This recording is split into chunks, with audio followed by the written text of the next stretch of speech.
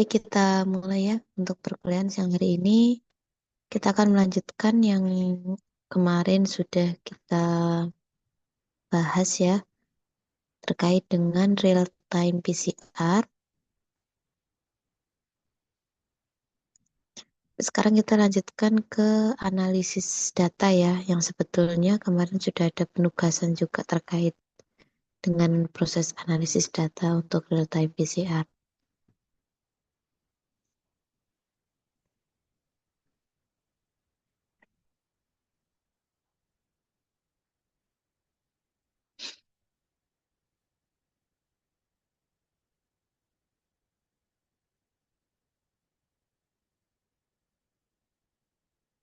Oke, sudah terlihat? Ya, Bu. Baik, kita lanjutkan. Kalau kemarin kita sudah membahas terkait real time PCR, maka sekarang kita membahas terkait dengan bagaimana data yang dikeluarkan oleh alat real time PCR itu bisa dianalisis hingga mendapatkan suatu kesimpulan. Ada dua jenis ya, klasifikasinya ada dua untuk analisis data real time PCR, bisa secara analisis kuantitatif dan kualitatif. Ini yang kemarin juga secara singkat ya telah saya sampaikan pada saat membahas terkait dengan real time PCR. Untuk analisis yang pertama terkait dengan analisis kualitatif itu nanti kita akan pilih menjadi dua ya, terkait dengan bagaimana kita mengidentifikasi positif atau negatif dari satu sampel pengujian berdasarkan ada tidaknya nilai CT. Kita sepakati nilai CT, kalau saya nyebut CT berarti sama dengan CG ya. Jadi jangan bingung. Kemudian analisa secara kualitatif juga bisa untuk menentukan ekspresi relatif. Disebut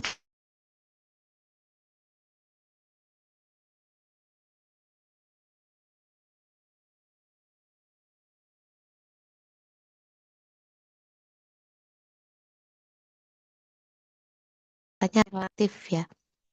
Ekspresi relatif berarti kan ekspresi yang bisa berbeda-beda tergantung dengan siapa dia dibandingkan gitu. Nah, sehingga di dalam pengujian secara kualitatif itu selalu dia memerlukan yang namanya eh, kontrol gitu ya, memerlukan suatu nilai untuk menormalisasi datanya gitu, di ada normalisatornya.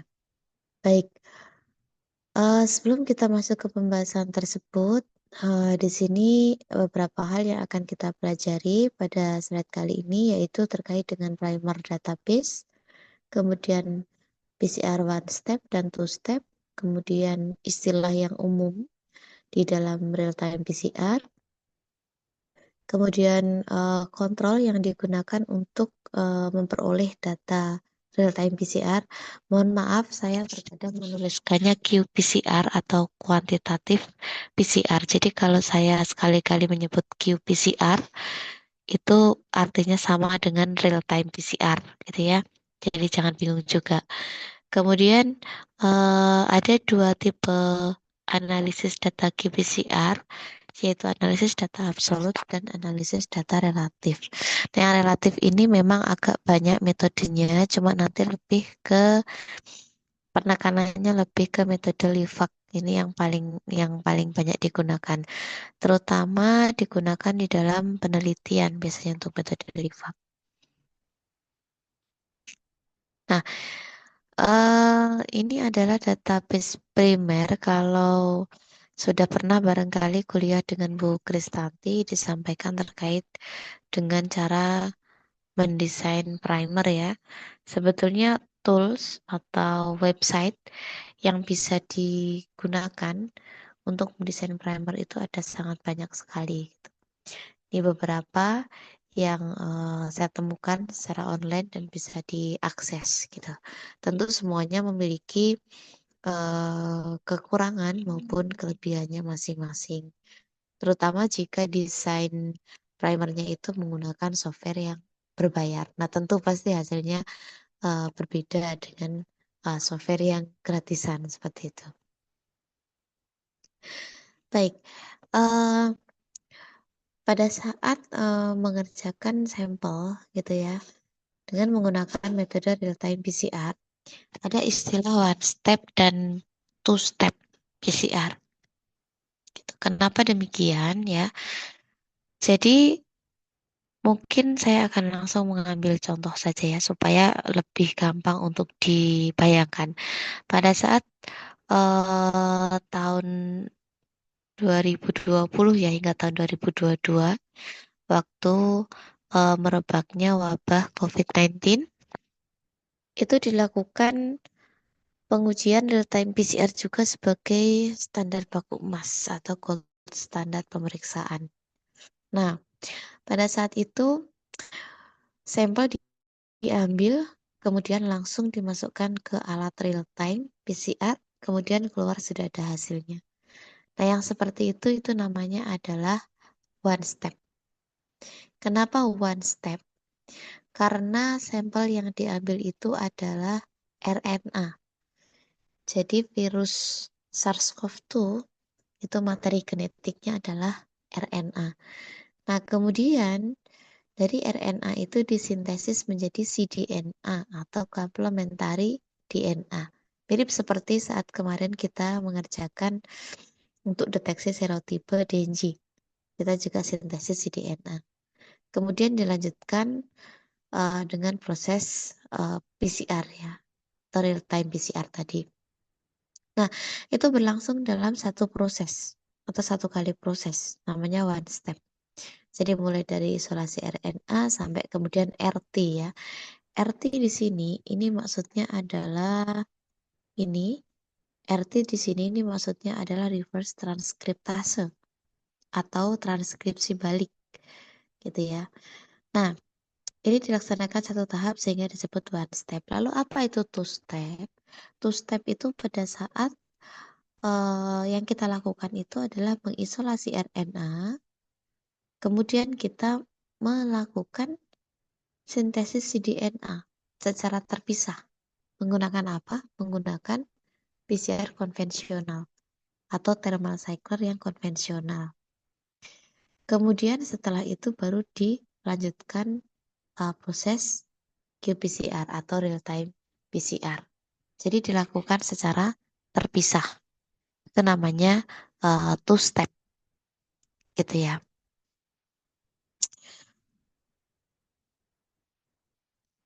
Kemudian kapan kita memilih melakukan one step ataupun two step? Nah, tentu one step maupun two step ini memiliki kelebihan dan kekurangannya masing-masing. Untuk one step tentu akan lebih minimal terjadinya kontaminasi. Karena memang sampel itu dimasukkan ke alat kemudian diproses di dalam alat langsung keluar sebagai hasil CG maupun CT. Tetapi kalau pada two step itu tidak. Dia harus dipreparasi dulu untuk sintesis cDNA. Dari cDNA-nya itu harus diproses lagi untuk real-time PCR. Tentu menjadi lebih rawan mengalami kontaminasi. Akan tetapi, ya, akan tetapi cDNA yang dibuat dengan metode two-step tadi itu dapat digunakan sebagai template untuk banyak target. Misalnya, kita mau mendeteksi katakanlah 10 target misalnya dalam satu sampel. Kalau kita menggunakan two step, maka dari cDNA yang sudah kita buat tadi, kita bisa spare menjadi 10 reaksi. Menjadi 10 reaksi yang masing-masing mentargetkan satu target. Itu, jadi kita bisa menyimpan cDNA-nya. Nah, kalau one step, ya, itu cDNA-nya sudah tidak ada. Gitu. Bahkan sudah tidak bisa disimpan lagi karena memang prosesingnya sudah dari awal RNA itu dia langsung keluar hasil. Jadi kita tidak bisa menyimpan cDNA-nya. Kemudian terkait dengan target deteksi, tadi kalau eh, two step CDR-nya bisa disimpan, kemudian bisa digunakan untuk sebagai template dari target-target yang mau kita deteksi, misalkan 10 target tadi. Kalau one step itu tentu akan sangat tergantung dengan bagaimana probe yang kita gunakan. Ya, terutama ini kalau kita pakai probe ya. Karena apa? Beberapa deteksi itu bisa menargetkan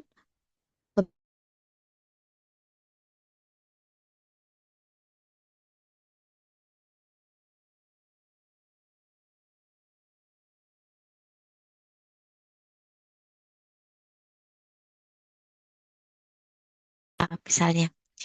Jadi dalam satu reaksi itu bisa mentargetkan beberapa target atau kita menyebutnya sebagai multiplex.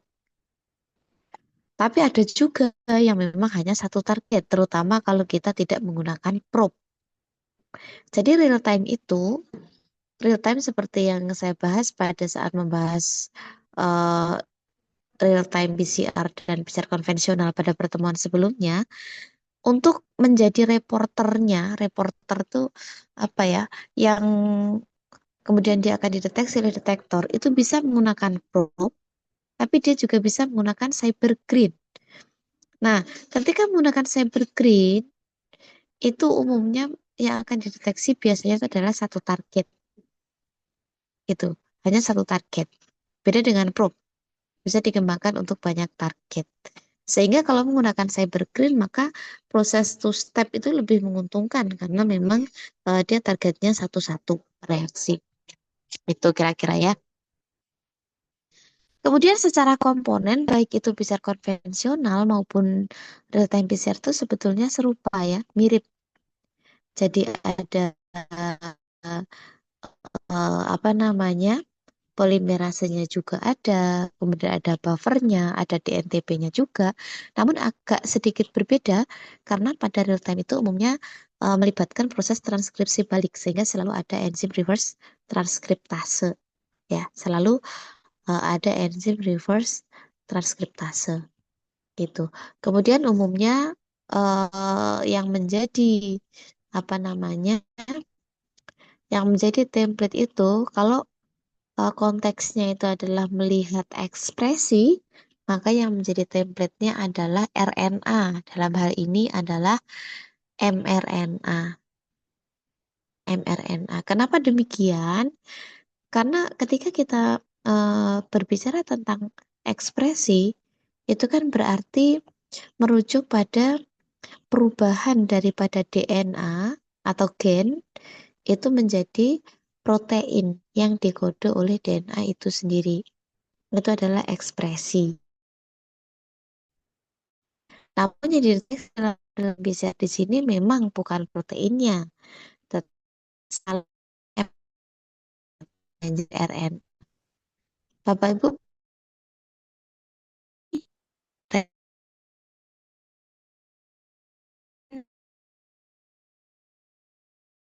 protein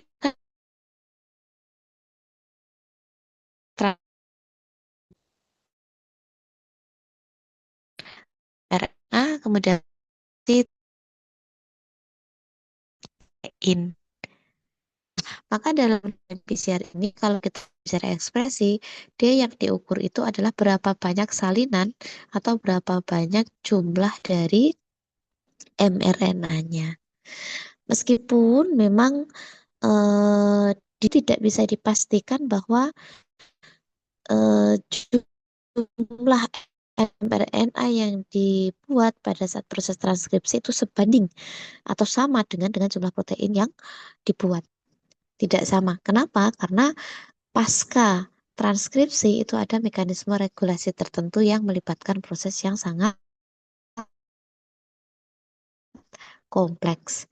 Tetapi setidaknya dengan real time PCR ini kita bisa tahu apakah memang benar bahwasanya kopian atau jumlah mRNA pada orang yang sakit dibanding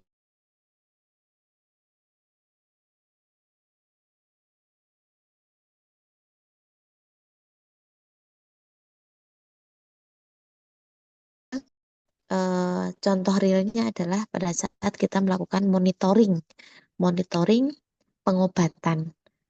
Ini contohnya misalnya pengobatan pada kasus CML misalnya, kronik myeloid leukemia, CML yang mengalami mutasi pada gen BCR-ABL yaitu fusi ya, fusi gen BCR-ABL itu biasanya akan diobati dengan tirosin kinase inhibitor ya. Obatnya jenis tirosin kinase inhibitor namanya imatinib, mungkin ada juga nama yang lain, di mana obat ini mentarget langsung ke sel ya. Supaya apa? Supaya produksi mRNA BCR-ABL itu dapat ditekan. Sehingga biasanya keberhasilan pengobatan dengan menggunakan imatinib atau tirosin kinase inhibitor yang tadi saya sampaikan itu biasanya dimonitoring dengan cara apa? Dengan cara mengukur berapa banyak salinan atau kopian dari mRNA BCR-ABL pasca ya pengobatan imatinib dan pada saat sebelum pengobatan. Nah, seharusnya kopi number atau banyaknya mRNA BCR-ABL itu menurun setelah proses pengobatan. Gitu. Kenapa? Karena memang obat tadi didesain untuk mentarget pada proses produksi atau translasi dari gen fusi BCR-ABL tadi menjadi mRNA. Ya, ini kurang lebih rangkuman dari yang tadi saya sampaikan ya. Apa itu keunggulan dari one step dan two step, kemudian apa kelemahan dari one step maupun two step. Kemudian istilah yang sering Anda akan dengar di dalam eh, PCR itu adalah beberapa hal di bawah ini yaitu PCR itu umumnya DNA sebagai starting materialnya atau sebagai template. Kemudian kalau reverse RT-PCR itu reverse transkriptase PCR. Jadi kadang juga ada yang menyebut RT-PCR itu real time PCR. Ya jangan bingung, intinya kita perhatikan dulu itu konteksnya sedang membicarakan terkait apa. RT-PCR kalau saya pribadi lebih eh, menganggap RT-PCR itu sebagai reverse transkriptase PCR, bukan real time PCR. Sementara real time PCR itu kita lebih sering menggunakan istilah qPCR atau lebih lengkapnya kadang ada yang menyampaikan atau menyebutnya sebagai qRT-PCR atau RT-qPCR. Nah, untuk reverse transkriptase PCR, komponen yang menjadi template awal itu biasanya adalah RNA. Kenapa? Karena memang ini fungsinya adalah untuk mengubah RNA menjadi cDNA. Ingat ya, RNA menjadi cDNA, bukan menjadi DNA.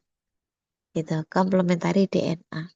Ya tentu kalimat ini menjadi sangat sangat krusial ya penyebutannya karena kalau kita sebut DNA ya berarti DNA, kalau kita sebut cDNA atau complementary DNA berarti dia berasal dari RNA yang diubah menjadi DNA. Agak tricky dan berbeda penggunaannya di biologi molekuler. Kemudian ada qPCR yang eh, tadi saya sebutkan yang agak simpel ini yang akan kita gunakan ya istilahnya qPCR. Jadi kita akan pakai istilah ini untuk menyebut istilah-istilah berikutnya.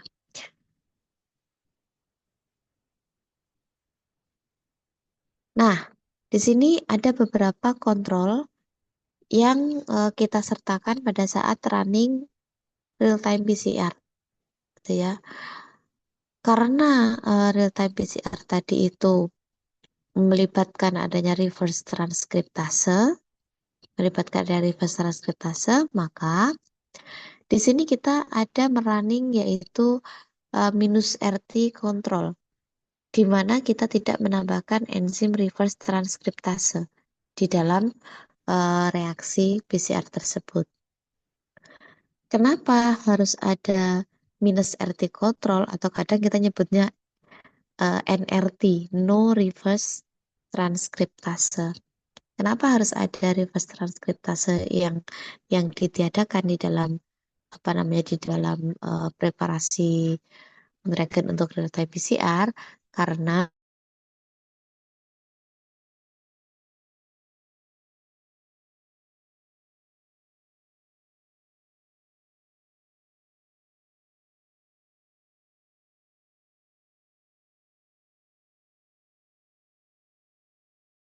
kriptase, maka RNA tidak akan berubah menjadi cDNA.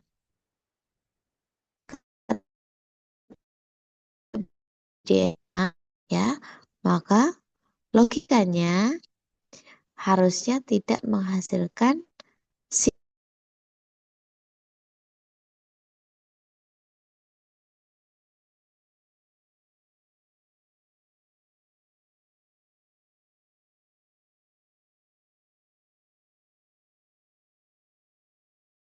yang cybergreen. Cybergreen itu dia menghasilkan pendaran yang akhirnya ditangkap oleh detektor itu pada saat cybergreen itu berinterkalasi di dalam double strand DNA. Berinterkalasi atau berinteraksi dengan double strand dari DNA maupun double strand dari si DNA. Ketika tidak ada double strand, maka kemungkinan ya tidak ada double strand, maka si cybergreen ini tidak dapat berinterkalasi sehingga tidak akan menghasilkan sinyal yang terdeteksi. Jadi pasti tidak ada nilai CG maupun CT. Nah, bagaimana kasusnya kalau misalnya pada kontrol minus RT atau NRT tadi itu ternyata kok ada pita? Jika seperti itu, maka berarti terjadi kontaminasi DNA genom. Padahal tadi target kita adalah RNA. Nah, kontaminasi ini tentu saja akan menyebabkan timbulnya kurva dan adanya nilai CT atau CG, di mana ini bisa menyebabkan kesalahan, bisa menjadi false positif, yang harusnya tidak ada tetapi bisa terdeteksi ada. Nah, tentu beda kasus dengan kalau kita menggunakan probe ya. Kalau ini lebih lebih tidak bermasalah gitu karena probe itu hanya akan mentarget di targetnya dia sendiri gitu. Tidak akan mentarget target yang lain. Meskipun misalnya ada DNA genom pun kalau dia merasa tidak atau bukan target spesifiknya ya dia tidak akan menempel.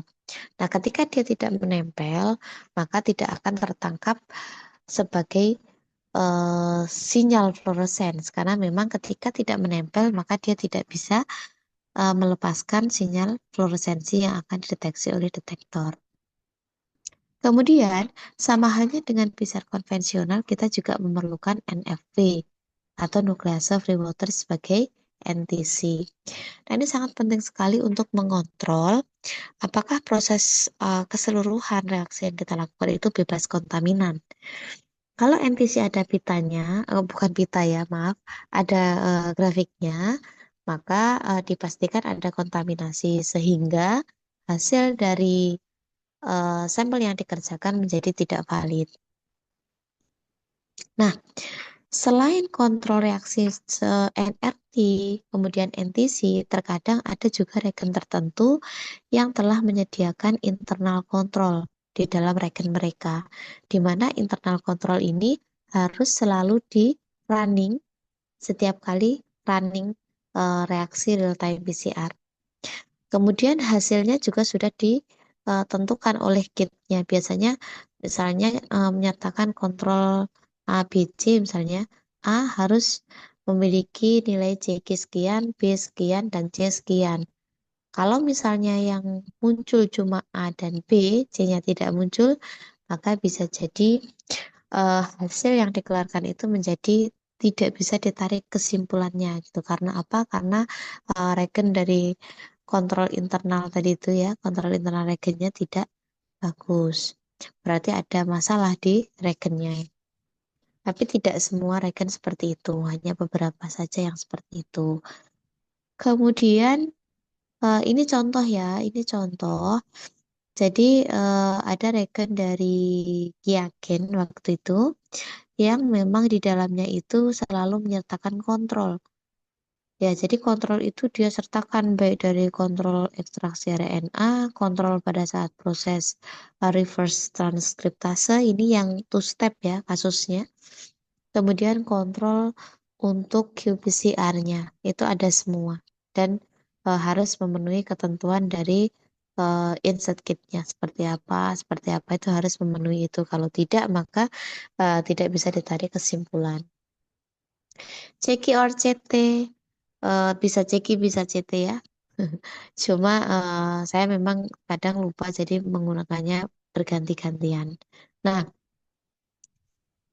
semakin rendah nilai CT maupun Ceki tadi itu akan menunjukkan atau mengimplikasikan bahwa starting material atau material awal baik itu DNA maupun RNA itu lebih banyak ya.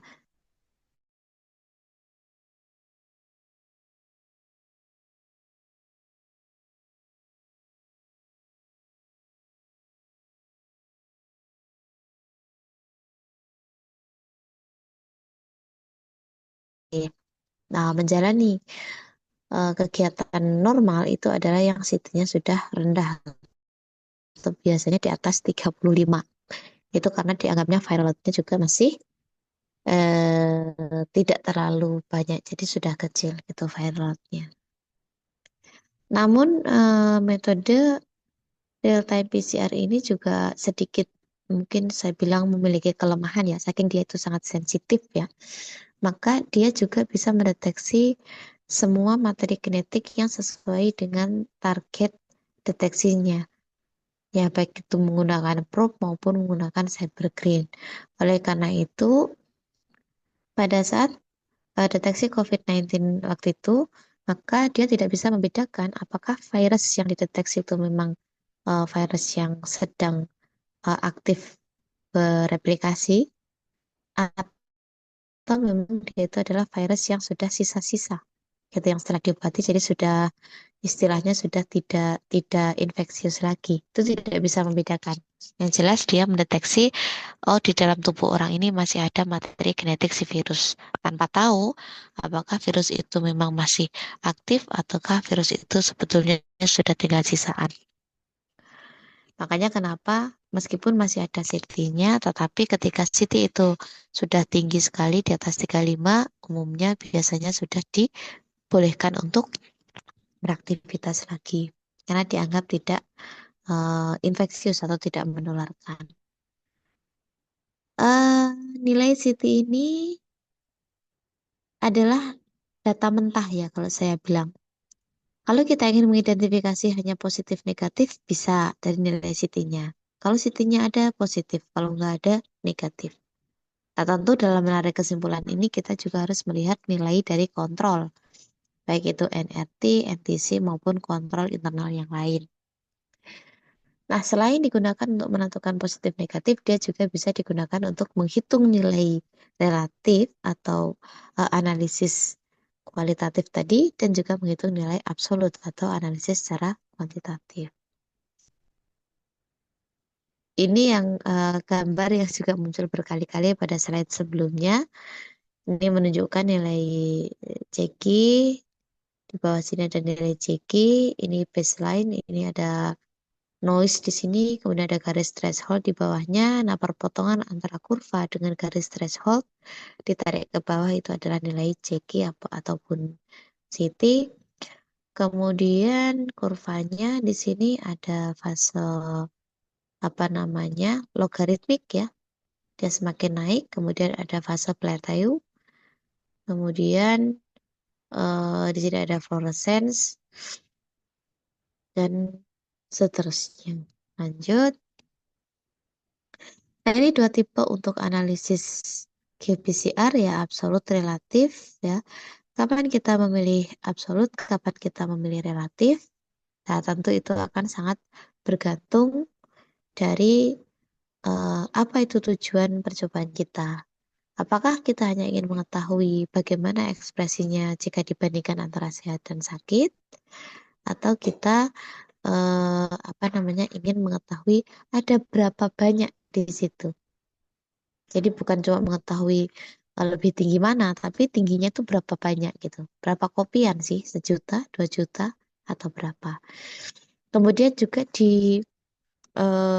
pertimbangkan juga sumber dayanya gitu. Sumber dayanya ada atau tidak. Sebagai contoh, misalnya kita ingin melakukan analisis secara absolut.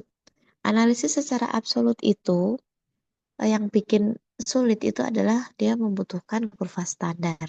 Nah, kurva standar itu harus berasal dari apa namanya, target yang sama. Jadi misalkan kita mentarget gen A, maka kurva standar itu juga harus dibuat dari gen A yang sudah diketahui konsentrasinya dengan pasti.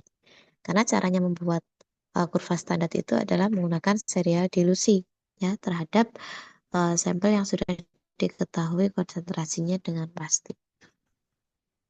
Nah, kuantifikasi absolut ya atau perhitungan absolut itu digunakan untuk mengetahui ada berapa banyak. Jadi jumlahnya.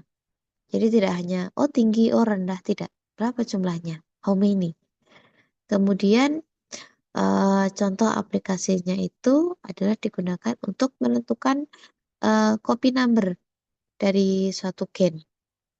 Copy number ya. Sesuai namanya. Copy itu berarti apa namanya? Penggandaan, number berarti jumlah penggandaan atau banyaknya berapa. Kemudian juga bisa digunakan untuk mengukur viral load measurement. Jadi untuk mengukur banyaknya virus yang ada di dalam tubuh. Nah, ini yang tadi saya sebutkan adalah kurva standar. Ya, ketika sudah dihasilkan kurva standar, tentu dengan nilai regresi yang mendekati 1. Garisnya lurus ya. Nanti akan diperoleh persamaan kurva standar. Y sama dengan minus 3,50 X plus 30,20. Nah, sampel yang ingin diketahui konsentrasinya itu nanti dihitung dengan dimasukkan ke dalam kurva standar. Kalau kita perhatikan di sini, untuk yang Y ya di sini, grafik Y itu adalah nilai ZT dan grafik X itu adalah log quantity.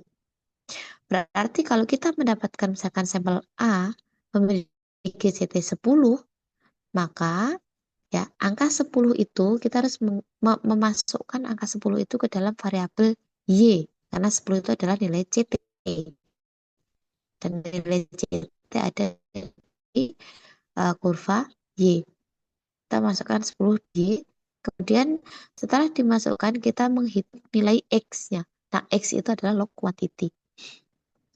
Ingat Ibu Bapak, ini adalah log quantity ya, bukan quantity tapi log quantity. Makanya kenapa nilainya kok 2, 3, 4, 5, 6, 7. Apa maksudnya log quantity? Kita paham bahwa waktu belajar terkait dengan logaritma, jika Bapak Ibu ingat, jadi 10 pangkat 1. Masih ingat Ibu Bapak 10 pangkat 1 itu berapa ya? Log 10 pangkat 1, log 10 itu berapa Ibu Bapak? Ada yang ingat? Satu. Log 10? Satu. Log 10 sama dengan 1. Betul? Betul ya, log 10 itu sama dengan 1. Jadi log 10 sama dengan 1. Jadi log 10 pangkat 1 ya sama aja. Jadi 1 kali log 10 berarti 1 kali 1. Gitu. Kalau log 1000 berapa Ibu Bapak? Log 1000? 100. 3. 3, Bu. 3. Kenapa bisa 3 Ibu Bapak? Karena 10 pangkat 3. ya Oh, log 1000 itu adalah log 10 pangkat 3 atau 3 kali log 10. Karena log 10-nya 1 berarti 3 kali 1. Sama dengan 3. Jadi ini adalah nilai dari log quantity. Gitu. Jadi kita harus mengkonversinya. Jadi kalau misalkan dia ada di 3, itu kan berarti kopinya 1000 ya. Gitu kan maknanya ya Ibu Bapak ya. Kayak gitu. Karena memang kurva standar ini memang harus log quantity seperti ini, bukan kuantitinya langsung. Nah, kemudian untuk yang tadi saya sebutkan, kalau kita membuat kurva standar itu harus mendeteksi target yang sama. Misalkan kita deteksinya gen X, ya berarti kurva standarnya adalah kurva standar gen X.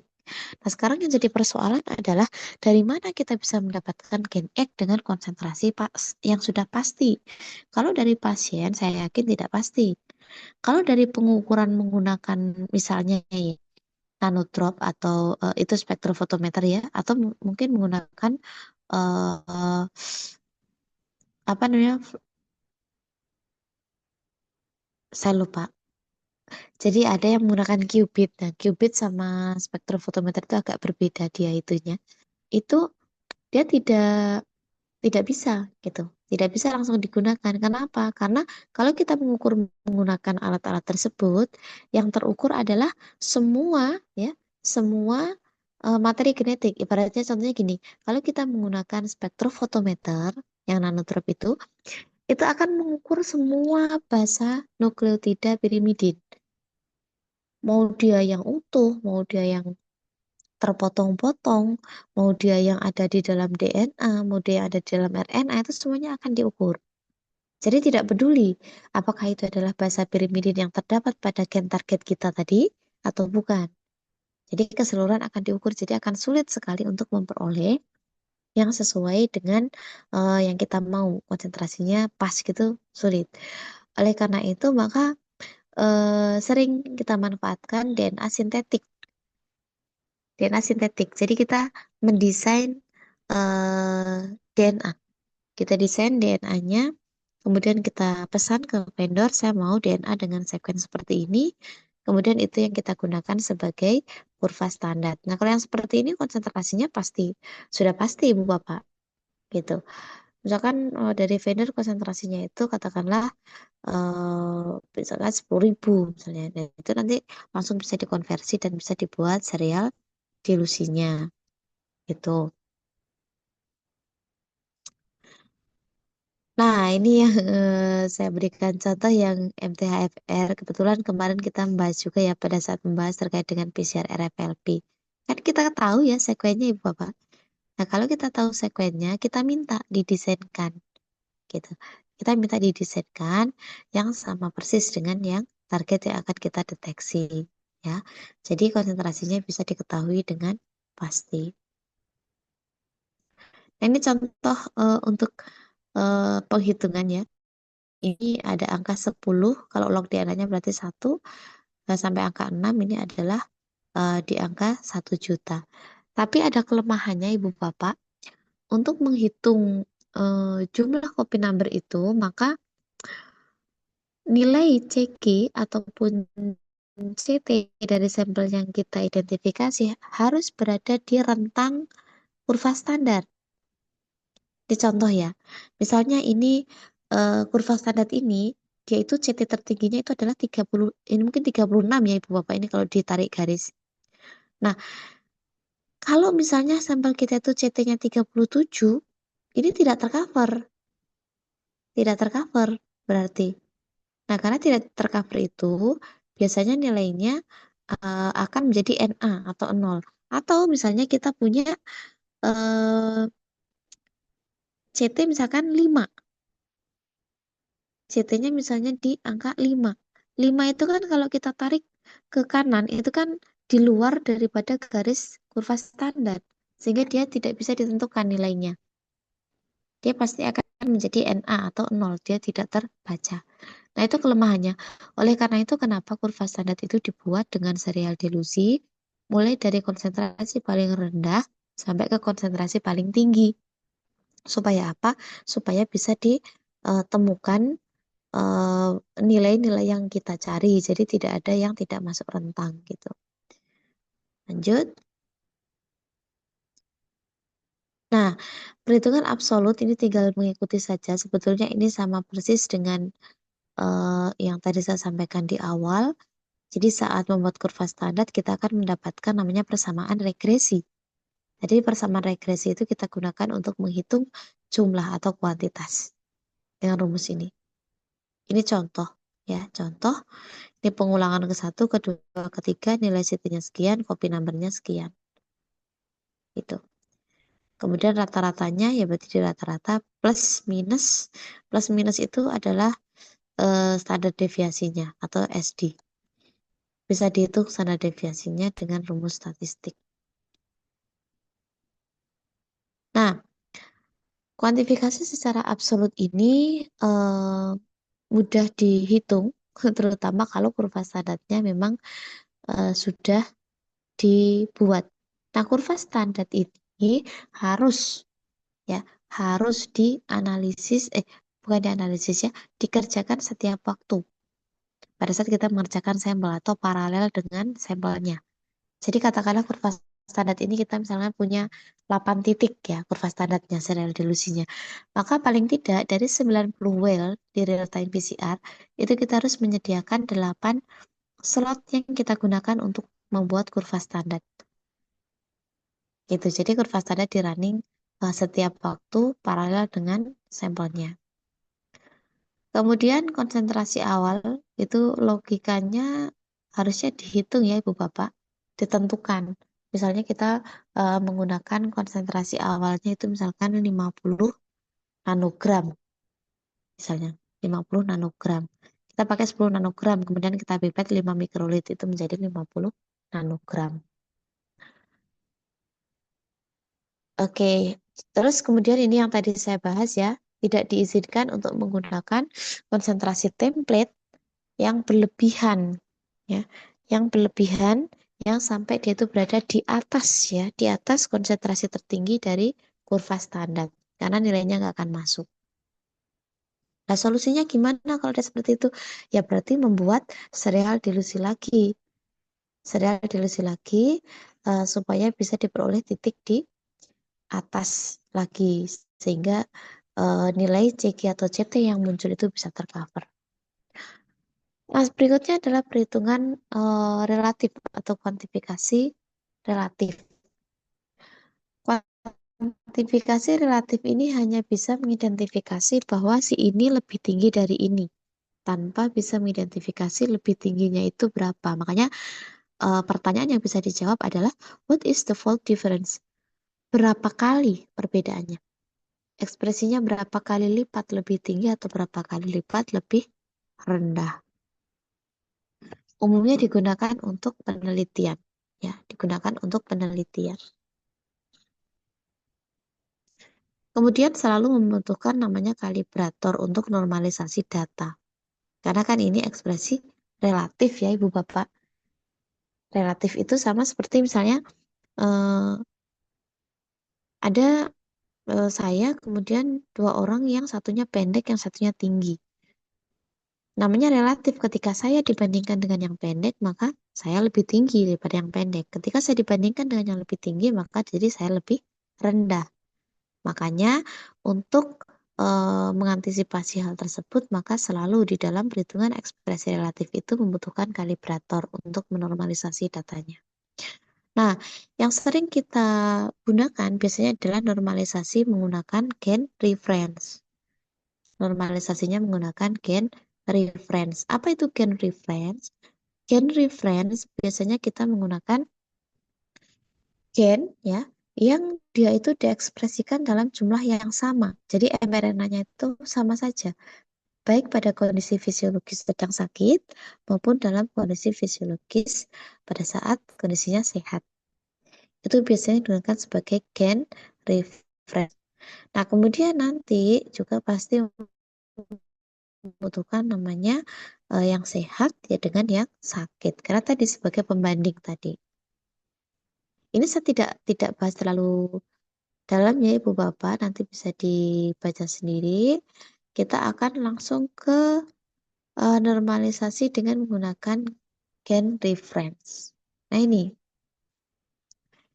ketika kita menormalisasi dengan gain reference, maka keistimewaannya adalah kita tidak membutuhkan akurat quantification of starting material. Jadi starting materialnya tidak usah dikuantifikasi secara akurat, tidak apa-apa. Halo Mbak Ayu. Kemudian untuk gain reference itu harus stable in expression level, jadi harus stabil ekspresinya. Makanya tadi menggunakan gain yang memang mRNA-nya itu diekspresikan sama saja baik pada kondisi sehat maupun sakit, atau housekeeping namanya, gain housekeeping. Kalau di manusia itu umumnya dia menggunakan gain GAPDH atau misalnya beta aktin. Nah, perhitungannya umumnya menggunakan metode Livac ya. Jadi ada 3 metode nih, ada metode Livac, ada metode Delta City, kemudian ada metode Pfeffel. Tapi yang lebih sering kita gunakan adalah metode Livac, termasuk juga di publikasi-publikasi yang menuliskan terkait dengan ekspresi relatif. Ya, untuk metode perhitungannya sudah kemarin juga termasuk di tugas ya, juga di sini akan dibahas. Oke, nah ini kurang lebih ya. Eh, Ketika kita melakukan perhitungan ekspresi relatif berdasarkan pada gain reference, maka kita akan memerlukan beberapa nilai CT. Dari siapa? Nilai CT yang berasal dari kalibrator dan tes. Apa ini kalibrator? Kalibrator ini adalah orang sehat dan tesnya ini adalah orang yang sakit. Kemudian secara target gain, kita juga memerlukan gain target dan gain reference. Gain target itu adalah yang ingin kita deteksi dan gain reference adalah housekeeping. Contoh, misalnya, ini sampelnya adalah satunya adalah manusia dengan misalnya kanker payudara, yang satunya adalah manusia sehat tanpa kanker payudara. Kemudian gennya yang menjadi gen reference adalah GAPDH, yang menjadi target misalnya adalah gen BRCA1. Kira-kira seperti itu. Nah, ini yang metode Livac tadi ya. Yang metode Livac itu eh, ada beberapa tahap di sini, ada beberapa tahap yang diperlukan untuk perhitungan metode Livac. Yang pertama, kita menormalisasi CT target gain ke CT dari reference-nya. Jadi kita hitung satu persatu. Nanti kita lihat ya. Jadi ini contohnya. Ini reference-nya adalah GAPDH, targetnya adalah P53. Ini kontrolnya adalah orang sehat, dan ini adalah untuk tesnya itu adalah orang yang sakit. Nah, dalam hal ini tumor, gitu ya. Ini CT-nya masing-masing. Kemudian kita masukkan ke dalam rumus tadi. Nah, setelah dimasukkan rumus, ini ya, setelah dimasukkan rumus, ketemu suatu angka. Ketemu angka, nah, 5,3. Tumor sel ekspres.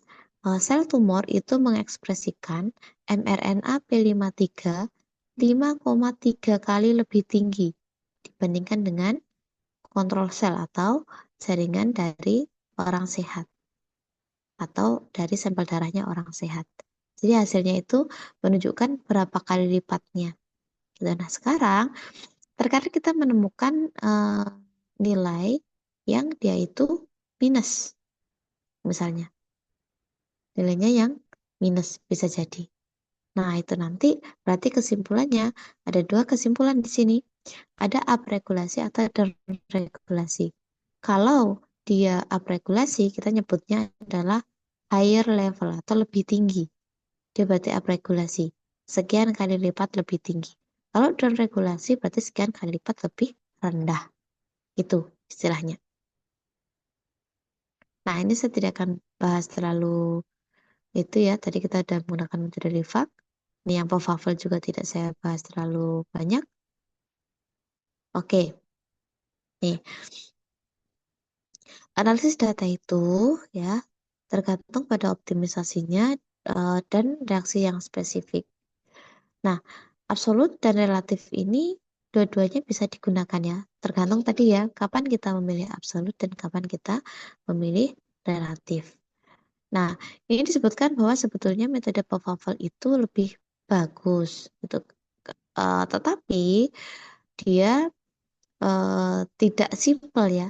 Dia lebih lebih ribet dibandingkan dengan metode Livac. Makanya kenapa yang menggunakan metode Livac itu lebih banyak, baik itu dalam penelitian maupun kebanyakan dalam penelitian sih. Kalau untuk diagnosis saya belum pernah lihat. Kalau untuk diagnosis itu yang sudah ada itu adalah yang metode kualitatif tadi, gitu yang ekspresi secara apa namanya metode ekspresi secara kuantitatif. Ini yang banyak digunakan dalam metode LIVA itu, kemudian analisis datanya itu sangat tergantung dengan nilai dari CT atau CQ. Oke, ini adalah sumber materinya. Oke, selesai. Sampai sini ada pertanyaan dulu. Kalau ini waktunya masih ada, nanti mungkin bisa saya lanjutkan ke materi terkait PCR RFLP ya. Silakan kalau ada pertanyaan atau sudah cukup mengerti dengan penjelasan tadi.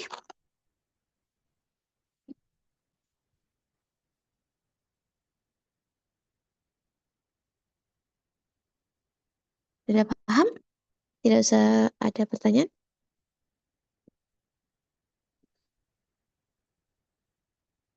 Oke, saya anggap sudah paham ya. Bu, maaf izin Bu. Oh, silakan. Dari siapa ini? Bu siapa nih? Sutra Ibadillah Bu. Ya, Ibu silakan, Bu. Untuk adjust thresholdnya itu gimana biasanya batasnya ya Bu? Ini adalah uh, misteri. Kalau saya pribadi, Ibu Bapak, saya selalu mengikuti em, algoritmanya si alat. Jadi alat itu kan sebetulnya dia punya punya algoritma sendiri. Jadi tanpa kita setting pun, sebetulnya alat itu sudah eh, meletakkan si garis threshold itu sehingga kita hanya mendapatkan data CQ maupun CT tadi. Ini udah langsung. Nah, untuk yang tidak memiliki nilai CT, tidak ada amplifikasi, berarti nanti biasanya sih mungkin di masing-masing alat bisa berbeda ya. Kalau yang pernah saya lihat itu nilainya tuh NA gitu, not amplified mungkin ya kepanjangannya. Jadi nggak ada amplifikasinya seperti itu. Tetapi memang iya digeser ya, dinaikin, diturunin memang bisa. Tetapi kalau saya sendiri dalam mengerjakan biasanya ngikut dari algoritma si alat. Saya tidak menggeser ke atas maupun saya turunkan itu tidak. Itu. Tapi mungkin ada baiknya kalau memang dilakukan semacam mungkin uji profisiensi katakanlah ya, semacam uji profisiensi untuk membandingkan. Misalnya sudah ada lab yang memang bagus ya secara pengujian, bisa menguji sampel yang telah diuji oleh lab tersebut. Nah, hasilnya seperti apa, kemudian kita coba mengujikan sehingga kita bisa adjust di situ berapa nilai dari, bukan nilai ya, lebih ke posisi dari garis threshold. Jadi memang dampaknya signifikan itu Ibu Bapak. Karena apa? Karena pergeserannya itu kalau kita geser ke kanan itu bisa menyebabkan yang awalnya itu terdeteksi positif ya, kita geser ke atas, ke atas, itu yang awalnya positif bisa jadi negatif. Yang awalnya CT-nya 15 itu bisa jadi 20. Jadi makin tinggi CT-nya. Nah, kalau kita geser ke bawah itu sebaliknya.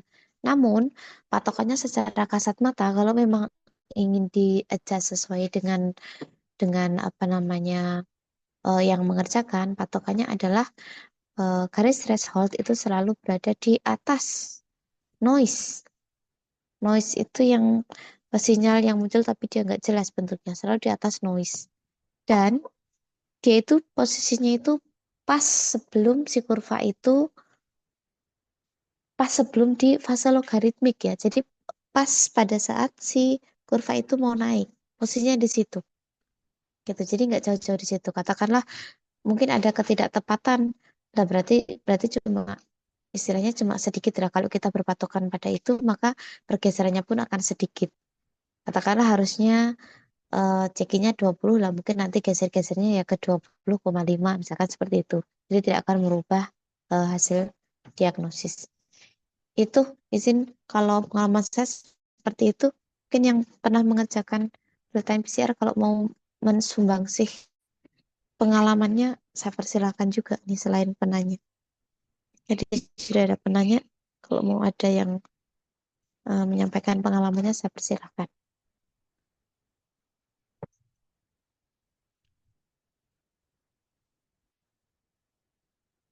Bu. Makasih, Bu.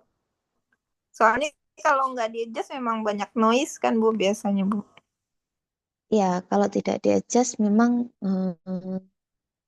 tapi gini Bu, masalahnya grafik yang saya tampilkan di PPT itu memang itu grafik yang cantik-cantik Bu.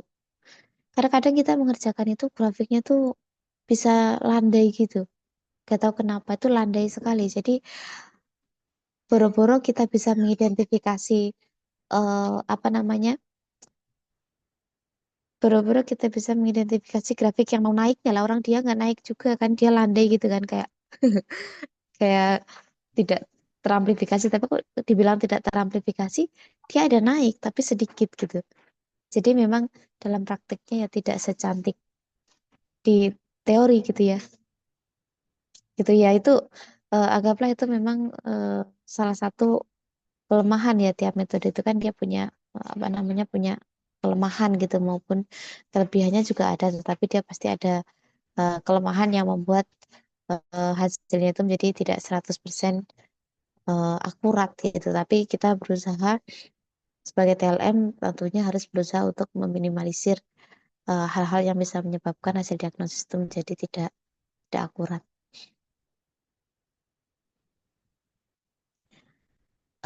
Sudah tidak ada penanya?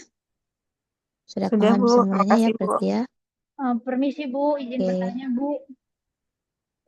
silakan Bu. Bu, ini terkait yang waktu itu kan di RPS itu ada kelas A dan kelas B yang pembagian kelompok untuk presentasi ya Bu.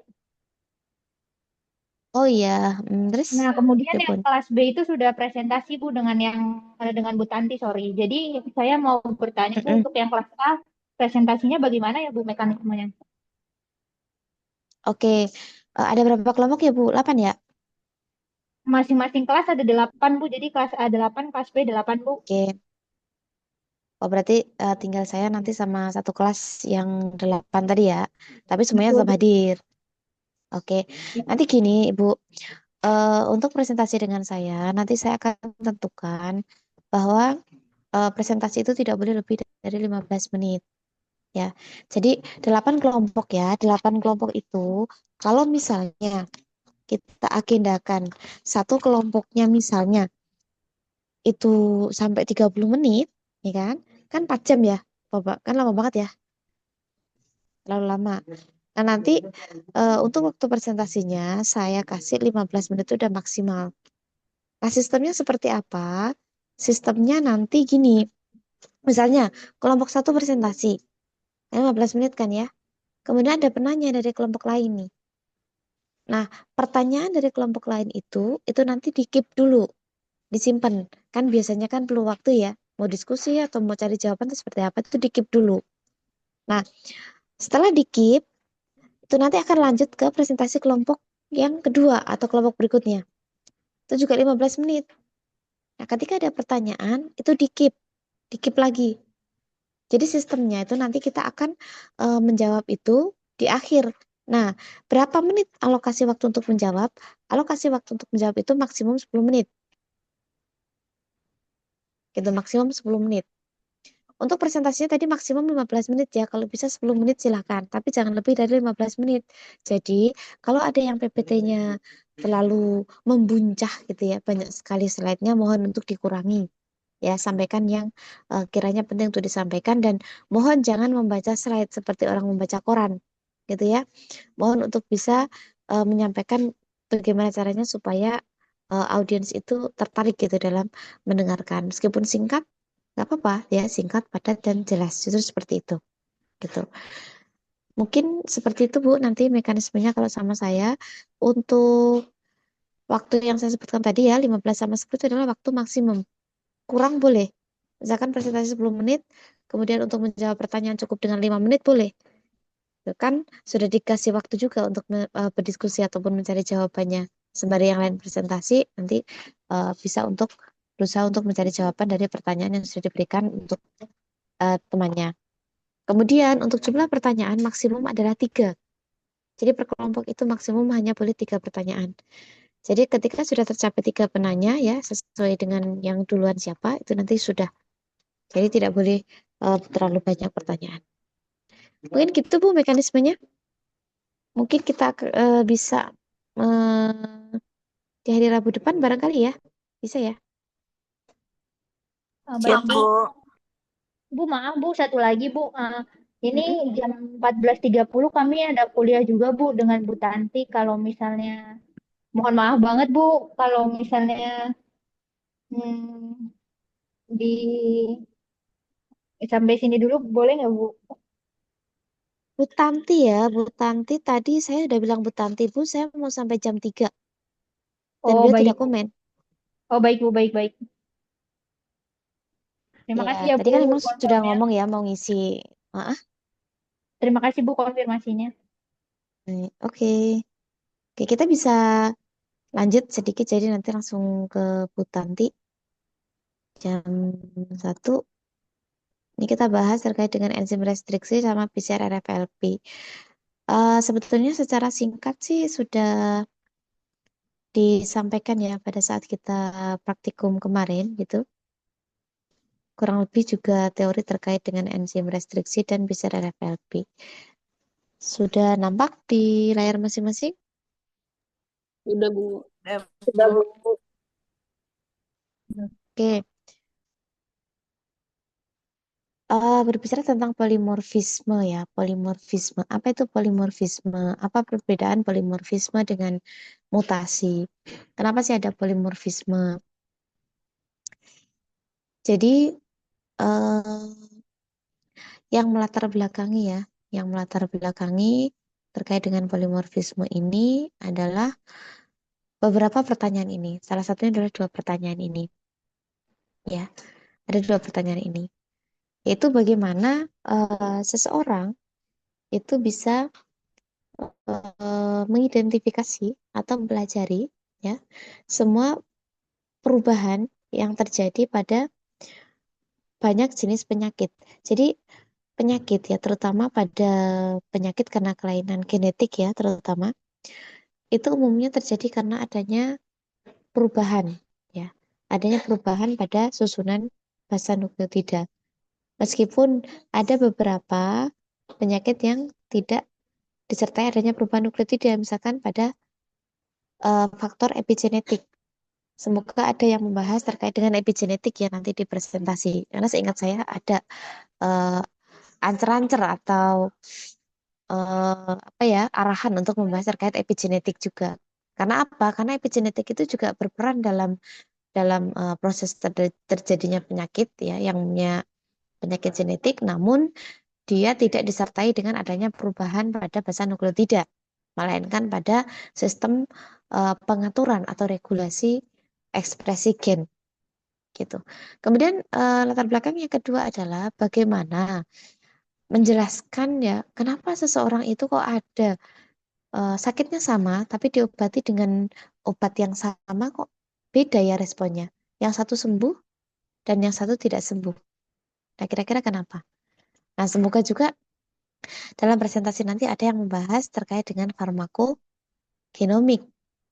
Bagaimana eh, dampak atau pengaruh dari susunan genom manusia itu terhadap respon dia terhadap pengobatan. Dan namanya ilmunya adalah farmakogenomik. Nah, apa itu polimorfisme? Polimorfisme, ya, gampangannya kita sebut polimorfisme itu adalah ada perubahan ya pada susunan basa. Ada perubahan pada susunan basa.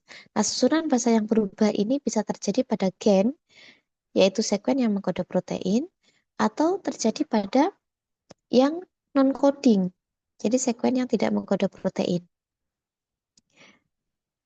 Jadi di dalam genom manusia itu ya yang terdiri dari 23 pasang kromosom, itu ada bagian yang merupakan pengkode protein atau kita sebut sebagai gen dan ada juga bagian yang tidak mengkode protein atau kita sebutnya sebagai non-coding sekuen. Nah, secara proporsi dari 23 pasang kromosom, hanya 3%, kurang lebih 3% yang mengkode protein atau gen tadi. Sementara 97% lainnya itu merupakan sekuen non-coding atau gen yang tidak, atau sekuen DNA yang tidak mengkode protein tertentu. Nah, umumnya dia bertindak sebagai apa? Umumnya dia bisa bertindak sebagai regulator ekspresi.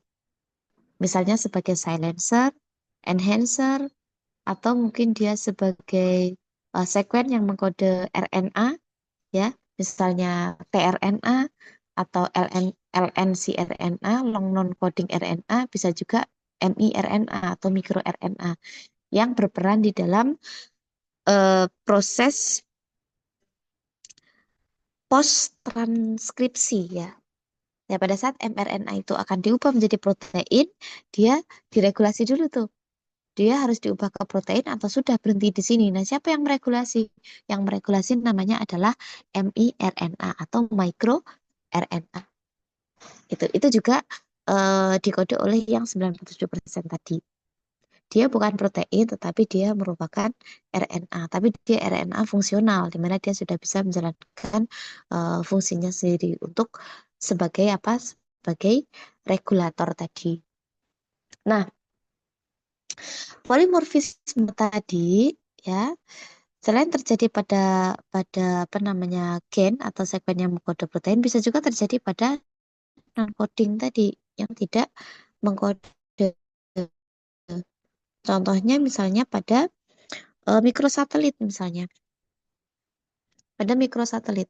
Mikrosatelit itu digunakan untuk salah satu target deteksi ya, terutama dalam forensik. Kenapa? Karena ukurannya yang kecil kan, mikro ya. Umumnya kalau pada kasus-kasus kriminal tertentu misalnya, sampelnya kan sudah sangat rusak sekali ya. Mungkin hanya dari ceceran darah, mungkin dari sperma, dan seterusnya. Maka target deteksi yang pendek itu bisa sangat membantu sekali. Karena kalau deteksi dengan ukuran yang sangat panjang, barangkali keberhasilannya akan kecil karena target atau template DNA-nya itu sudah terfragmentasi. Makanya dia mendeteksi mikrosatelit gitu. Nah, mikrosatelit ini ya, ini juga bisa mengalami apa namanya ya? Kalau kasusnya pada kanker kolon misalnya, kasus pada kanker kolorektal itu ada istilah namanya MSI atau microsatellite instability atau ketidakstabilan mikrosatelit, di mana terjadi duplikasi. Jadi ada sekuen ya di situ, sekuen DNA yang berulang, yang dia harusnya ngulangnya cuma misalnya ngulangnya harusnya cuma 6 kali, dia diulang sebanyak 10 kali.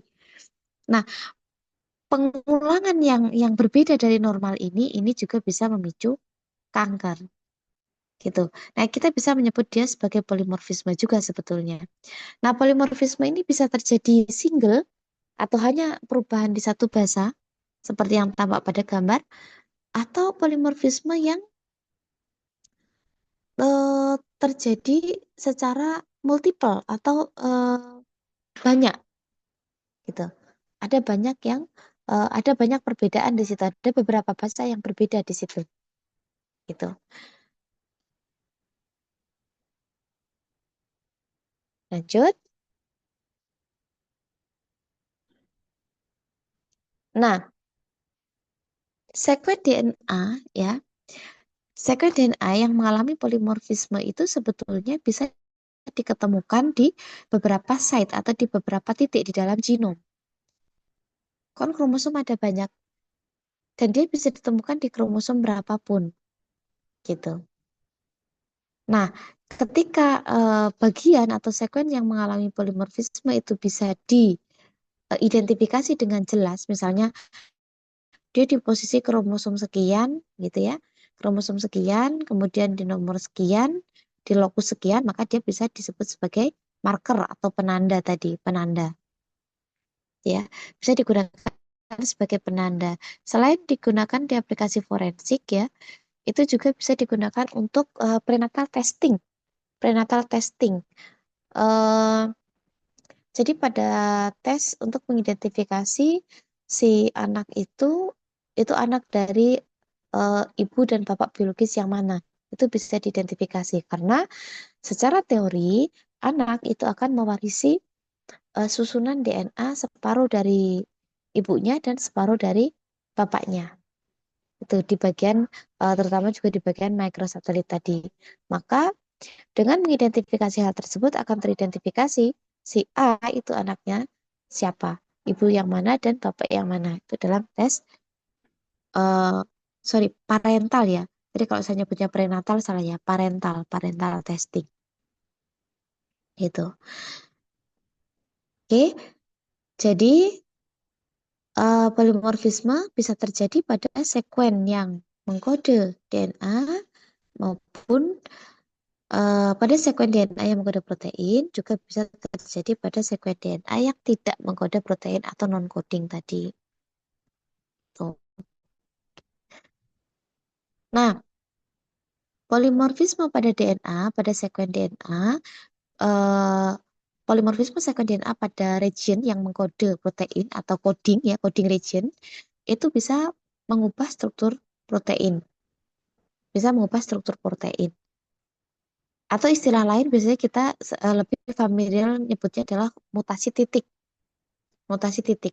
Jadi perubahan pada nukleotida pada satu basa nukleotida itu bisa menyebabkan adanya kelainan pada struktur proteinnya. Contohnya misalnya yang kemarin waktu praktikum saya sempat menyebutkan, tapi saya lupa apakah saya menyebutkan di 2 sesi atau hanya di 1 sesi ya. Itu contohnya adalah pada anemia sel sapit yang saya sebutkan kemarin.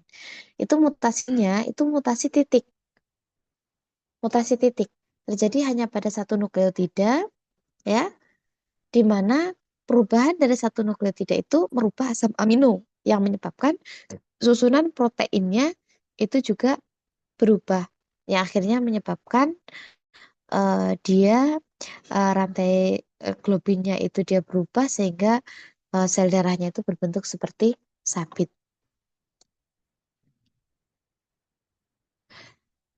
Apa bedanya kemudian kalau seperti itu ya antara polimorfisme dengan mutasi? Tadi disebutkan kan ada juga polimorfisme yang terjadi pada gen atau bagian dari DNA yang mengkode protein. Nah, terus bedanya apa dong antara mutasi dengan polimorfisme itu kok penyebutannya bertukar-tukar? Jadi, kalau mutasi itu memang dia suatu kondisi yang jarang Ibu Bapak karena memang dia penyakit ya, karena dia termutasi itu biasanya dia menyebabkan kondisi klinis tertentu, penyakit. Contohnya tadi ya kayak anemia sel sabit itu. Jadi di sini digambarkan kalau sekuen normal itu ada 99,9%, maka hanya 0,1% yang mengalami mutasi. Jadi kejumlah ya Ibu Bapak. Tetapi kalau polimorfisme atau tulisnya adalah SNP ya, single nucleotide polymorphism, itu banyak. Jumlahnya itu banyak. Jadi sampai 6%. Jumlahnya itu ada banyak. Jadi variasi ya, berarti itu variasi yang terjadi pada genom dari si manusia itu sendiri. Nah, polimorfisme itu sendiri ada yang menyebabkan penyakit, ada juga yang tidak. Ada juga yang tidak masalah ketika mengalami polimorfisme, tetapi ada yang menyebabkan penyakit tertentu gitu karena SNP-nya itu terjadi pada coding sekuen ya. Terjadi pada coding sekuen sehingga bisa menyebabkan adanya suatu penyakit. Contohnya pada MTHFR kemarin. Nah, MTHFR itu apa? Itu adalah gen yang mengkode suatu enzim yang berperan di dalam proses metabolisme dari obat. Obat apa yang dimetabolisme? Obatnya ada beberapa, tetapi yang di yang contoh terjadinya polimorfisme pada gen MTHFR itu terjadi pada pasien-pasien ALL atau akut limfositik leukemia. Ya, pada pasien ALL.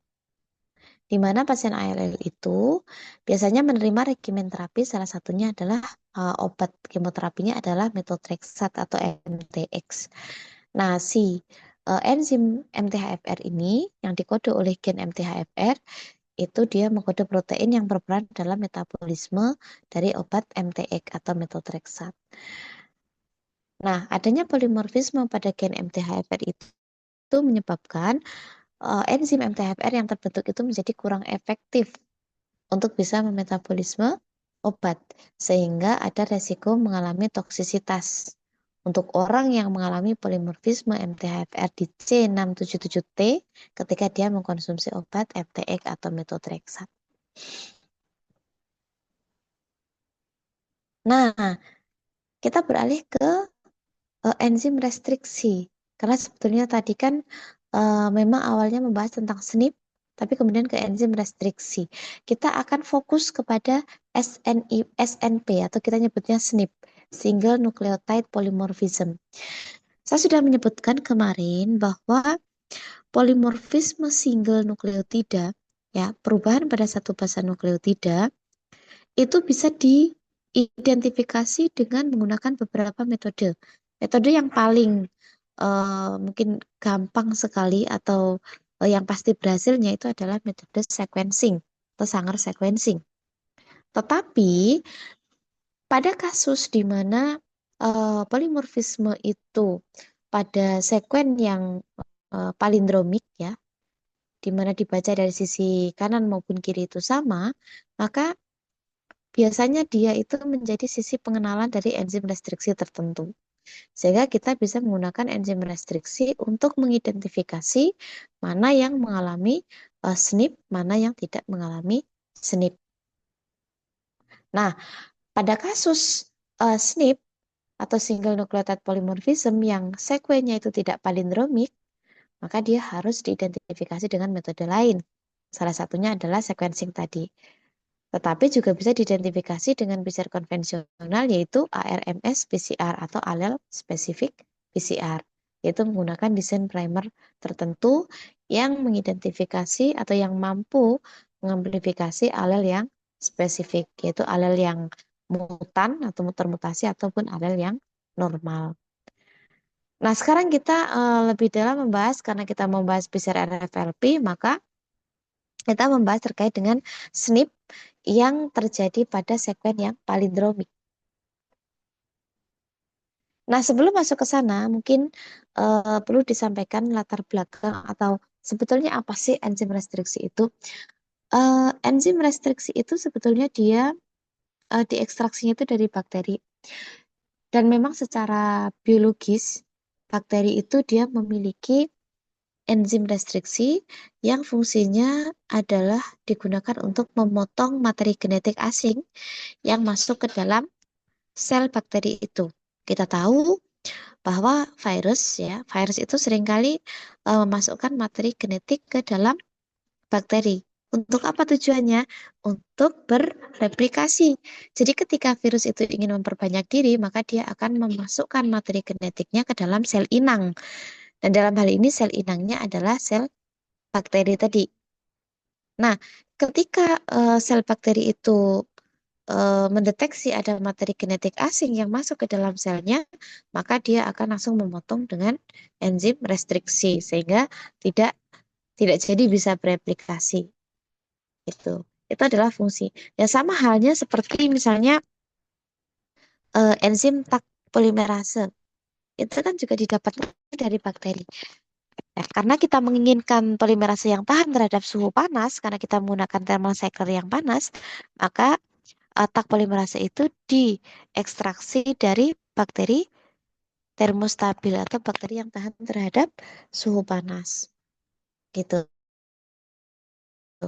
Nah, enzim restriksi juga seperti itu. Maka yang enzim restriksi yang paling terkenal misalnya EcoR1. EcoR1 itu dia berasal dari E. coli. Gitu. Nah, ada semacam tata cara penamaan ya. Kalau kita ngomongin kimia organik kan ada nama IUPAC, ada nama trivial, dan itu ada nama kayak cara menamai secara IUPAC lah ibaratnya gitu. Jadi EcoR1 itu dari apa? E itu menentukan apa, CO itu apanya gitu, R1 itu apanya, nanti kita bahas. Nah, kemudian sisi pemotongan ya. Sekuen yang bisa dipotong oleh enzim restriksi itu adalah sekuen yang sifatnya adalah palindromik. Namun, pemotongan si enzim restriksi itu ada yang sifatnya itu adalah sticky end, ada yang blunt end. Nanti kita lihat di slide berikutnya. Yang dipotong siapa? Yang dipotong oleh enzim restriksi ini adalah ikatan hidrogen. Ikatan hidrogen dari DNA double strand. Nah, DNA double strand kan diikat dengan ikatan hidrogen ya. Semoga ibu bapak masih ingat. Jadi kalau ada dua strand DNA, supaya dia bisa membentuk double helix, itu kan dihubungkan oleh ikatan hidrogen. Antara siapa? Antara A sama T, G sama C, itu dihubungkan oleh ikatan hidrogen. A dengan T itu dua ikatan hidrogen, sementara C dengan G itu ada tiga ikatan hidrogen. Ya, jadi dia memutus ikatan hidrogen. Nah, kemudian juga memutus ikatan kovalen.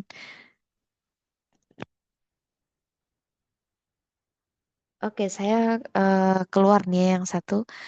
Kemudian juga memutus ikatan kovalen. Sebentar.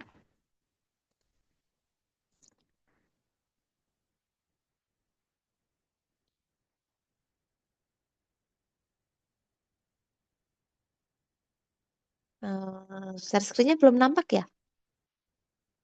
Belum, Bu. Belum, Bu. Share screen saya hilang atau masih kelihatan?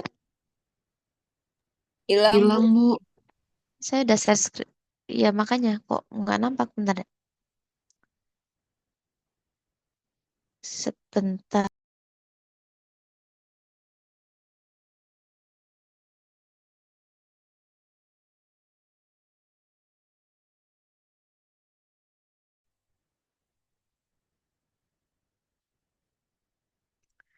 Nah, ini malah jadi tidak connect dua-duanya. Ya. Jadi yang dipotong oleh enzim restriksi adalah ikatan hidrogen dan ikatan kovalen ya. Ikatan kovalennya adalah ikatan fosfodiester yang sering kita bahas.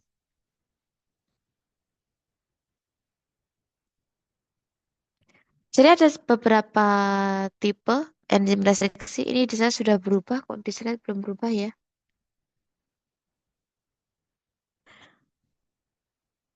Ini masih terlihat gambar gunting atau sudah berubah? Masih sama, Bu. Ada gunting. Gunting, Bu.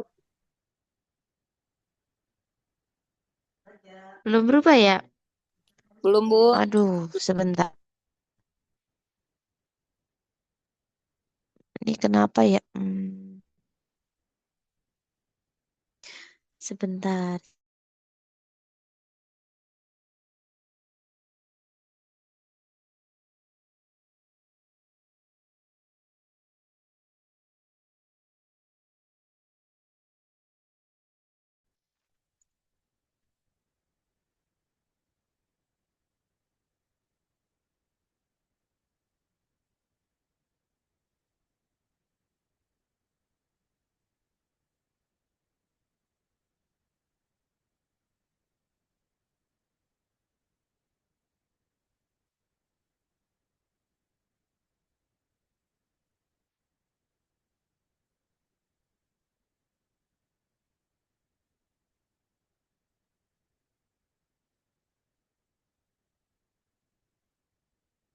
Oke.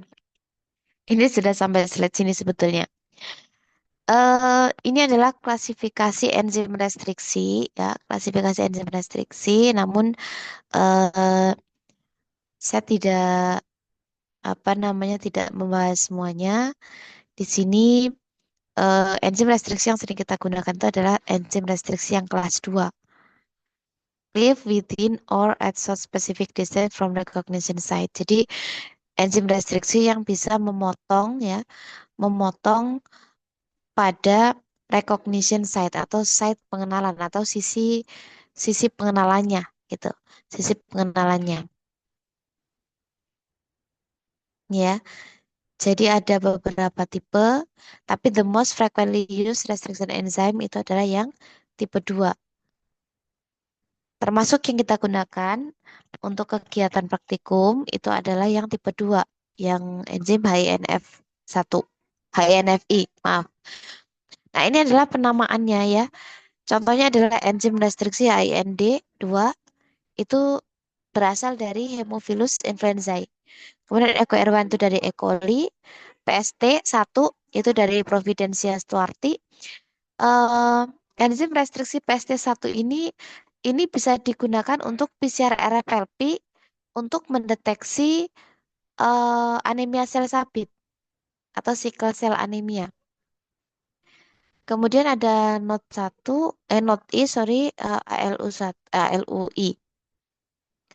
Mungkin kalau misalnya ibu bapak yang sudah bekerja, terutama ya, yang di rumah sakit, kalau pernah menemukan kasus anemia sel sabit secara mikroskopis ya, mungkin kalau sampelnya sudah tidak digunakan, boleh saya mau minta untuk bisa melakukan praktikum PCR RFLP menggunakan enzim restriksi PSTI.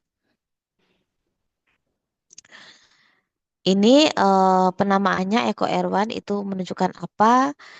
E-nya genus, kemudian CO-nya adalah spesies, terus strain sama order discover ini maksudnya penemuannya, penemuannya itu kapan gitu. Mungkin yang ini first identified ya, jadi pertama kali diidentifikasi gitu. Nah, tadi yang saya sampaikan ada sisi pemotongan enzim restriksi itu bisa sticky N, bisa bland N, sticky N, dan bland N. Nah, kita lihat di sini ya.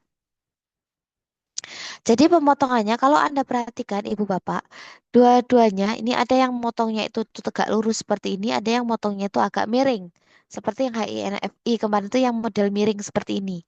Nah, tetapi sekuennya itu semuanya itu palindromik. Kalau Anda perhatikan, itu adalah sekuen-sekuen yang palindromik, ya, sekuen yang palindromik. Namun pemotongannya memang berbeda. Ada yang plan N, kemudian ada yang sticky N.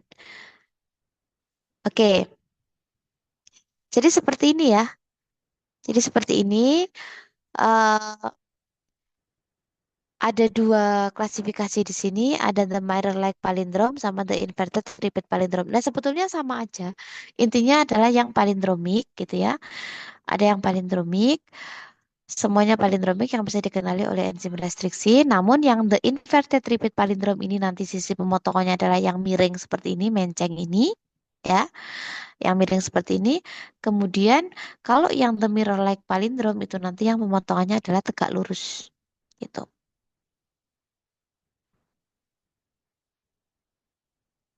Nah ini yang bland N sama sticky N.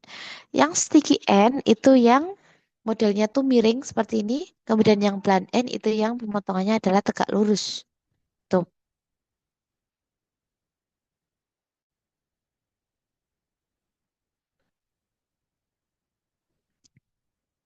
Ini adalah beberapa enzim restriksi dengan beberapa site spesifik pemotongannya.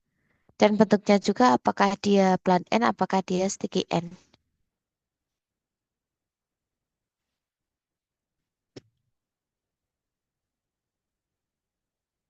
Nah berikutnya adalah RFLP atau Restriction Fragment Length Polymorphism. Secara protokol yang saya tuliskan di slide ini sama dengan yang ada di protokol praktikum yang sudah saya share sebelumnya. Jadi ada ekstraksi DNA, kemudian ada, ya, thanks Mbak. Kemudian ada amplifikasi menggunakan PCR konvensional, kemudian elektroforesis dan purifikasi, kemudian RA digestion atau restriction enzyme digestion ya, digest enzim restriksi, kemudian adalah elektroforesis yang kedua.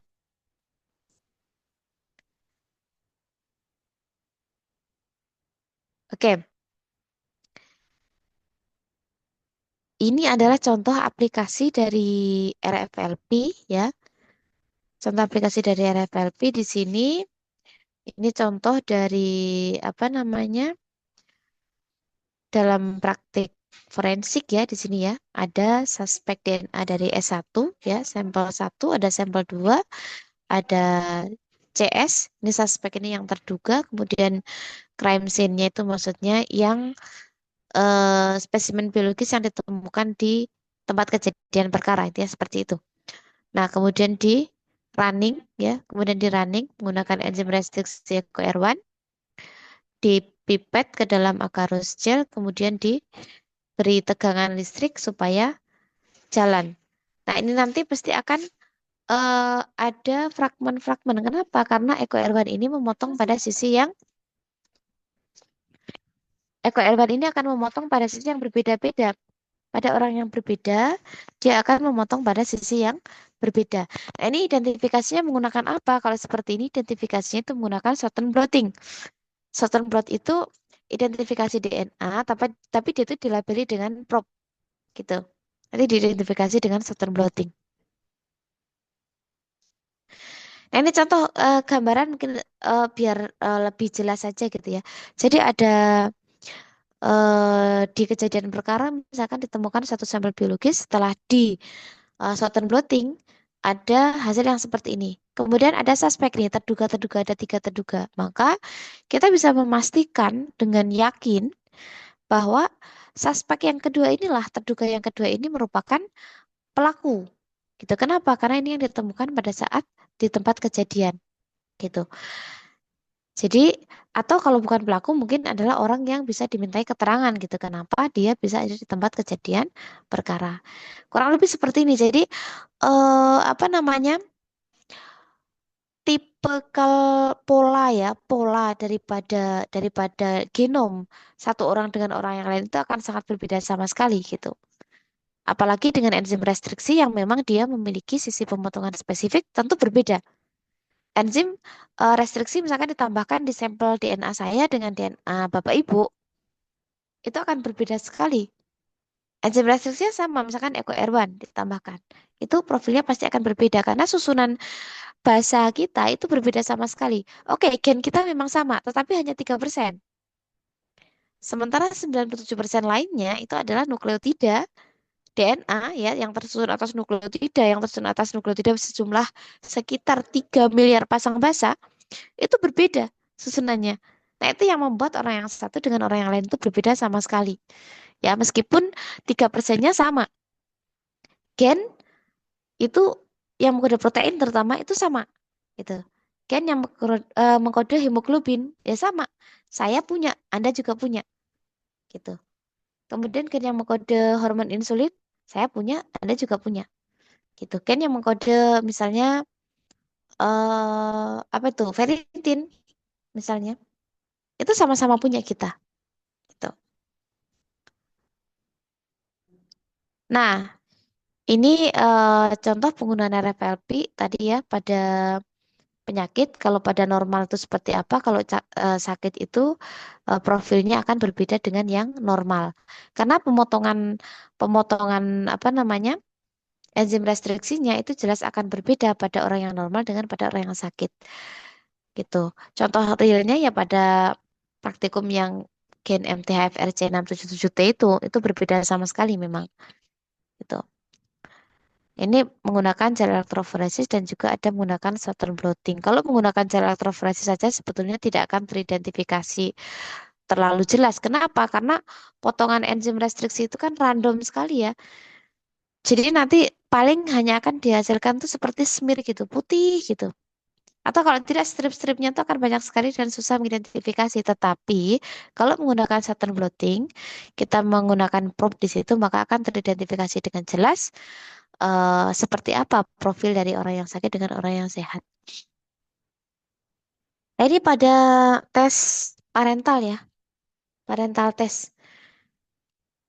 Coba yang masih fokus di slide Ibu Bapak mungkin bisa diidentifikasi nih kira-kira yang M ini, ibunya ya, mother. Kemudian ada ayah satu, ayah dua. Ini nggak tahu nih ceritanya ibunya ini. Itu anaknya siapa, apakah yang satu apa yang dua. Coba saya minta tolong dong, kit satu itu kira-kira anak yang pertama ini kira-kira anaknya siapa ya? Anak mother sama dad satu. Dad satu. Betul. Kalau yang kedua anak siapa? Mother. Dadnya nggak ada. Anak yang ibunya kedua aja. Iya, mother dua, anaknya dadnya tidak ada. ibunya, tapi bukan dad satu maupun dad dua. Dia mungkin anaknya dad ketiga kali ya, tapi tidak disuspek di sini gitu. Jadi ini adalah parental test testing gitu ya. Jadi karena memang secara teori dan memang seperti itu ya, bahwa seorang anak itu pasti akan mewarisi separuh gitu alelnya dari ibu dan separuh itu alelnya dari bapak, itu pasti. Gitu. Makanya ketika dicek seperti ini pasti akan kelihatan gitu. Nah, kalau si anak itu punya profil misalnya seperti apa, nah dia pasti bisa disandingkan dengan ibunya. Oh, itu turun dari ibunya, itu dari bapaknya gitu. Kalau tidak ada dari ibu maupun dari bapak, oh berarti itu bukan anaknya. Ini yang tadi SNP tadi ya Ibu Bapak, saya agak balik sedikit. SNP single nucleotide polymorphism ya, jadi perubahan ya. Tadi kan sudah kita identifikasi apa itu bedanya polimorfisme dengan mutasi. Kalau mutasi itu berarti kan persentasenya memang kecil karena memang dia menimbulkan penyakit. Kalau polimorfisme dia bisa hanya sebuah variasi saja. Maka orang yang satu dengan orang yang lain, misalnya nih ya, contohnya orang yang warnanya ungu itu punya sekuen A, yang warnanya biru punya sekuen G, yang warnanya oranye punya sekuen T, dan tidak masalah gitu karena memang ini variasi atau SNP tadi. Dan jumlahnya banyak ya. Oke, ini sama penjelasan seperti yang tadi. Ini yang polimorfisme, saya rasa tidak perlu terlalu panjang lebar karena ini contohnya adalah yang MTHFR kemarin. Itu ini sekuennya, kemudian dipotong menjadi 2 potongan. Yang lebih jelas bisa dibaca di panduan praktikum. Nah, mungkin ini sedikit agak keluar dari jalur, tetapi tidak apa-apa. Saya ingin menyampaikan sedikit terkait dengan eh, apa sih gunanya enzim restriksi itu selain untuk identifikasi polimorfisme, kemudian juga untuk apa namanya tadi bisa mengidentifikasi apa namanya dalam parental testing dan lain sebagainya. Ternyata dalam aplikasi di bidang bioteknologi, dalam bidang bioteknologi kesehatan terutama ya, untuk produksi misalnya hormon insulin atau untuk produksi protein-protein tertentu yang bermanfaat untuk kesehatan itu ternyata menggunakan enzim restriksi yang punya kemampuan memotong sticky end ya, memotong sticky end seperti ini. Ternyata ini bisa dimanfaatkan dalam membuat DNA rekombinan. Kenapa demikian? Jadi plasmid yang biasanya punyanya bakteri ya itu dipotong dengan enzim restriksi tertentu. Kemudian gen target yang menjadi yang ingin digandakan atau yang ingin diekspresikan di bakteri itu juga dipotong dengan menggunakan enzim restriksi yang sama.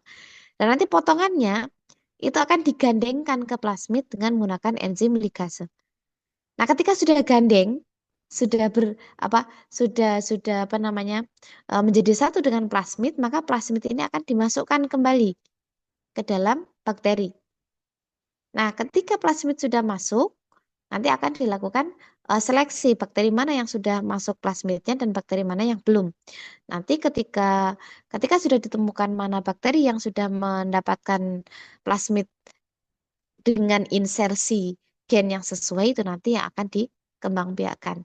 Dan dia akan mengekspresikan protein yang diinginkan. Itu aplikasinya dalam bidang bioteknologi kesehatan.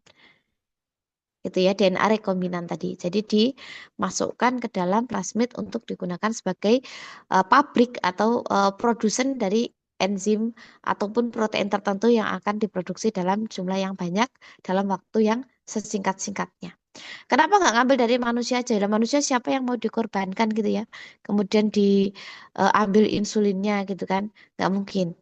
Jadi salah satu apa namanya cara untuk bisa mendapatkan protein rekombinan dengan jumlah yang banyak dalam waktu yang singkat adalah dengan teknik DNA rekombinan ini. Ini ya. Jadi kira-kira seperti ini gambarannya, ada insert DNA yang dimasukkan ke dalam plasmid, kemudian dia dilekatkan atau dilem lagi dengan enzim ligase. Ini ya, contohnya dalam produksi insulin. Jadi ini insulinnya yang warnanya biru, kemudian yang warna ini adalah plasmidnya. Itu menggunakan enzim restriksi pada saat memotong. Baik itu memotong plasmid maupun memotong gen insulin pada manusia. Selesai. Ada pertanyaan atau kita sudah selesai? Pas sekali kurang 2 menit saya. Kalau tidak ada pertanyaan, kita sudahi. Kalaupun ada pertanyaan, silakan disimpan terlebih dahulu. Tidak apa-apa, nanti bisa ditanyakan pada pertemuan berikutnya untuk membahas terkait dengan Kalau tidak salah saya tuh kurang satu lagi untuk bahas yang hasil praktikum ya. Yang hasil praktikum itu mohon Ibu dan Bapak hasil yang kemarin sudah saya kirimkan mohon untuk coba diinterpretasikan ya. Kemudian masing-masing kelompok mohon untuk membuat bahan presentasi. Saya tidak akan menyampaikan kelompok mana yang harus menyampaikan, tapi semuanya harus membuat bahan presentasi itu sehingga nanti pada saat diskusi dengan saya setelah apa namanya presentasi ya, insya Allah minggu depan kita presentasi, tapi pertemuan berikutnya kita akan bahas terkait hasil praktikum.